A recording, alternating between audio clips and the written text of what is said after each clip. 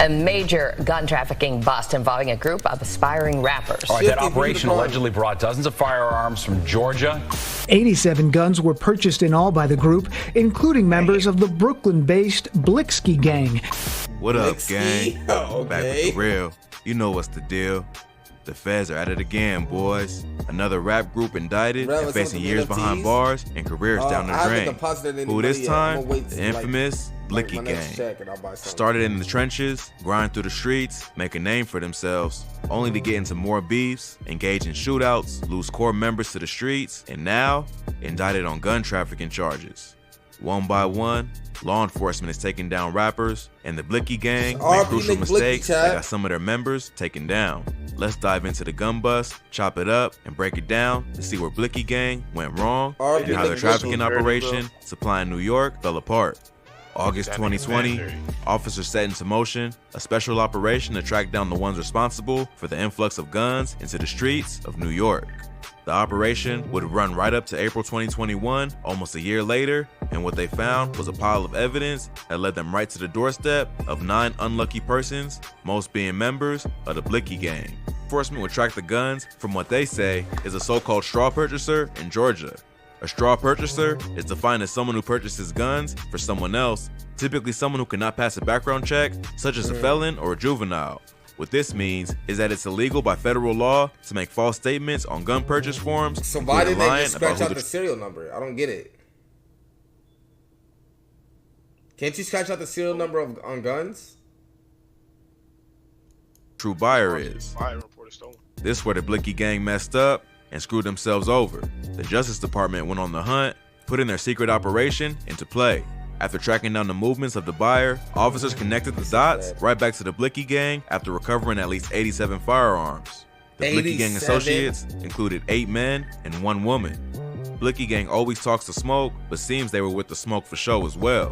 They were really out here supplying the trenches with extensions. As law enforcement states, the Blixky gang was running an interstate gun trafficking ring in which defendants in New York received orders for specific guns from customers here and elsewhere.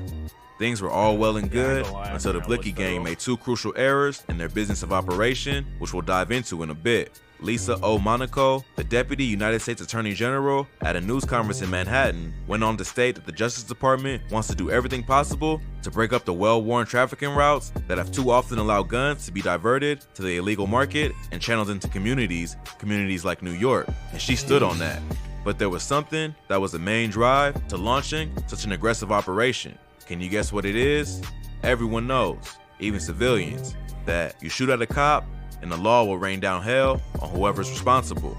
Blixky gang got carried away, maybe thinking they were untouchable, or maybe got caught up in too much heat to let their reputation as being with whatever be tainted. One of the firearms found included one that was fired at police officers in the Bronx. That's gonna come back to haunt them even harder in court, but that's the battlefield you play on when in the streets. Even if they didn't directly shoot the gun, their names are involved in the indictment as being a main part of the scheme, so their name takes the blame just as hard. The Deputy United States Attorney General broke down the details of the task force. Once police officers were in harm's way with the import of these guns, they made a super team led by United States attorneys who would collaborate with the Bureau of Alcohol, Tobacco, and Firearms, police departments, and authorities. They went as deep as digging up old evidence from an investigation in the past. You might be wondering, but how did they even connect this back to the Blixky gang? I don't see nobody in the chat saying young boy shoots at cops better, because he didn't. I'm saying, just saying, Chief Keef did. Well, they found their smoking gun, the straw purchaser. It's crazy how the streets condemn snitching, but in 99.9% of cases where street dudes get put in the pen, it's because someone was singing like Tweety Bird. The one who cooperated with officers and led law enforcement to the Blixky gang was a guy by the name of Devon Wilson. According to the indictment, Wilson used his own name to purchase the guns from at least 6 licensed sellers in Georgia, but signed forms attesting that he was not buying them on behalf of other people. This brought 2 other key players under the radar of the law. Bro, there's always a rat in somebody's clique. Ironic. There's no rats in my circle. Nigga, it's you. There's no rats in my circle, man. Chat, does it look like I was snitch? I'll call you an actual rat, I'm not gonna lie.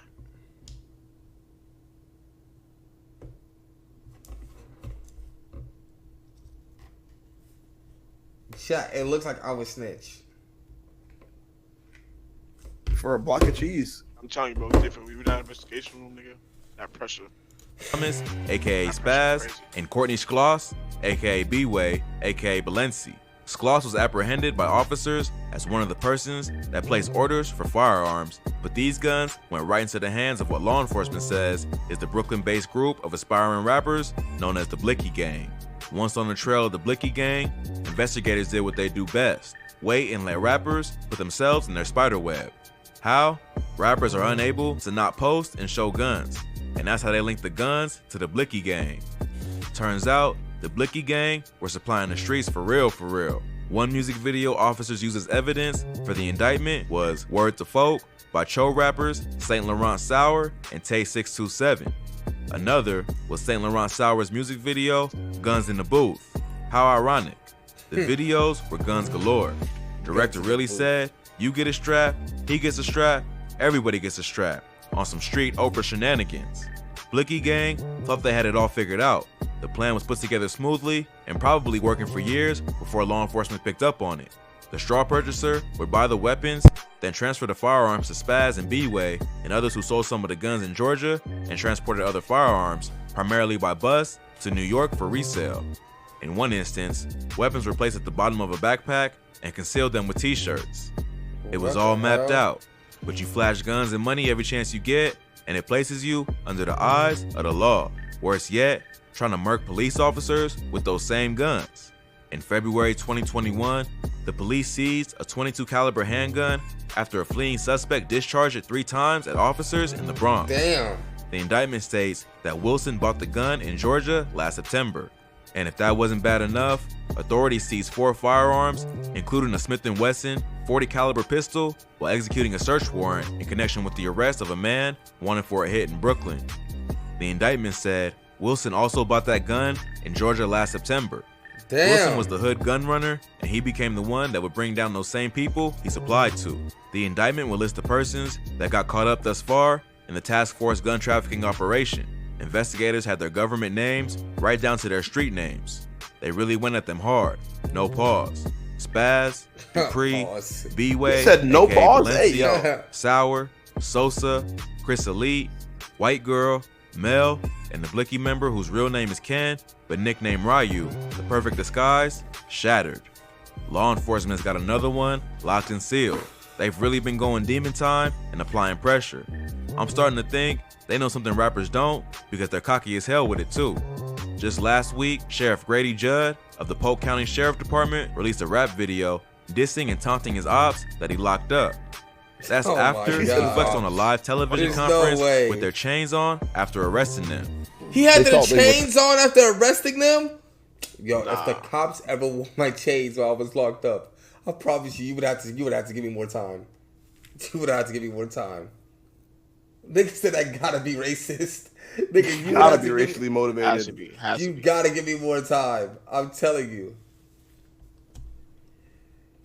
Cool. Well, how cool are you today? Can y'all make up a rap song about this? Well, I'll help you out. Nah, he's dick sucking. You see? Oh my god. Yo, nah, this gotta be racist. Bro, there's no answer. We got you for this gold. besides racially motivation. We put your tail in the county jail. Man is a menace to society. City officers up 100 points right now on the streets. Illegal weapons have long played a crucial role in the streets of New York City, and authorities are tired of it and putting in that work to reverse a sharp rise in shootings that began during the pandemic. As of August 1st, New York City recorded 900 shootings, compared with 777 at the same time last year, a 16% increase, and the most for the time of year since 2003. This is according to police department data. There's only so long you can play the street game and live that lifestyle before it comes full circle. Unfortunately for the Blixky Gang, they're the ones to take the fall this time. They've been feeling it back to back lately and not being able to capitalize off their high profile buzz. They lost Nick Blixky. 443, breaking news out of Brooklyn, where a popular rapper was shot and killed overnight. Nick Blixky was discovered with gunshot wounds on Winthrop Street. They lost Lou Blixky. They've been fighting inside their own camp. Cho affiliate Coach the Ghost stripped Envy Kane of being a GD. Police is no longer part of the tree. You get me? So whatever this nigga had going on ain't got nothing to do with GD or Choke. At all. Nothing. You heard? And now, this indictment. What? Things aren't looking too good. Nas Blicky is still trying to keep the name alive, but seems the industry has the Blicky gang blackballed. Industry and everybody that's in it, you feel me, it's all against us, you feel me? I don't know why, but niggas just against us. All hopes rest again on the shoulders of Blicky gang OG, 22 G's. Let the G's in the dog. Nobody. Oh, that's pretty crazy. I ain't gonna hold you. Blake game might be over after the massive indictment. Now that indictment is crazy. Wow, definitely about to tuck, man. Y'all niggas be good. Nigga said I can't lie. Being named Ken, but having Ryu as a nickname is cool as hell. Good night, chat. Hey, yo.